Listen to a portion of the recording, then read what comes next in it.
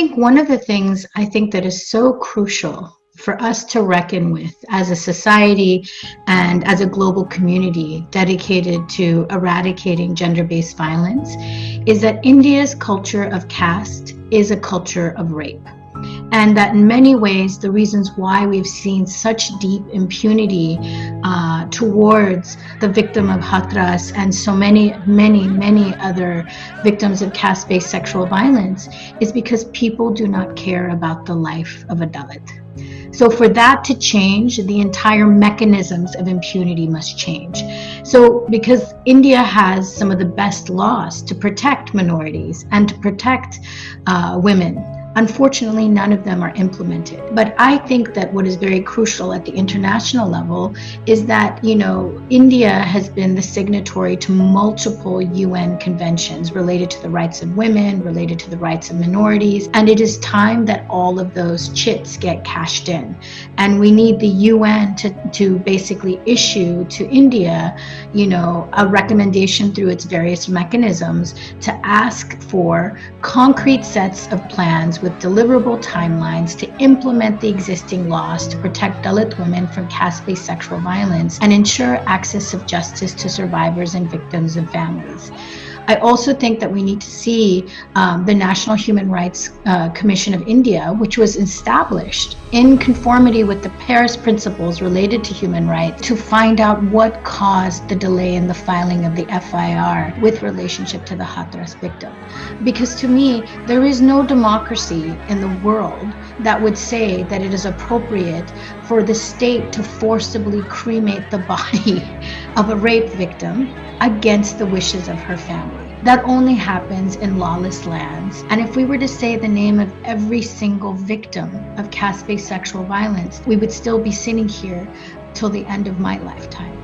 So to honor those who have passed, we need to fight to end the culture of rape, which is the culture of caste in India. And in many ways, every time Dalits and caste-oppressed people fight for our rights, all women end up benefiting. And it's so painful that this attack happened on the same day as the Kairlanji attack.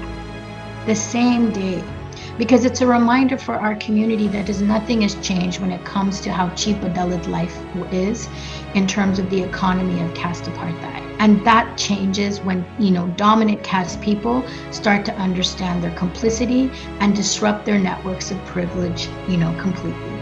We have seen dominant caste women let down Dalit movements for justice for many decades. And in many ways, oftentimes when dominant caste women's movements try to enter these conversations, they take up too much space. They try to own and pivot the conversation to their own agendas. And most crucially, they try to decenter caste in the conversation to focus on gender solely. None of that is going to free our people because it is not in our interest to create an environment where dominant caste women are free and we still exist in caste apartheid. Because if we were going to be freed by dominant caste women, wouldn't we have been freed by them already? Right? They've created an excellent environment where they can talk about their own liberation, but who is still cleaning their clothes? Who is still making and getting their food? Who is still being raped in the fields by their men? That is our women. That is our people. This is why we cannot have half measures in eradicating a culture of rape. We need to have a full, honest truth to the core, disgusting cancer that caste is, and just release it. Nobody wants this. Who wants to live in a society where a victim's body is burned while her family is barricaded in a freaking house? That is caste apartheid. Is that a democracy in 2020? That's why my call to dominant caste women's movements is that it's not too late.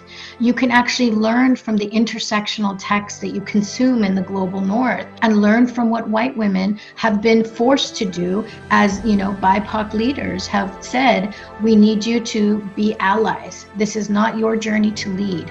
We need space, we need time to develop strategy, and we are going to run and own this movement.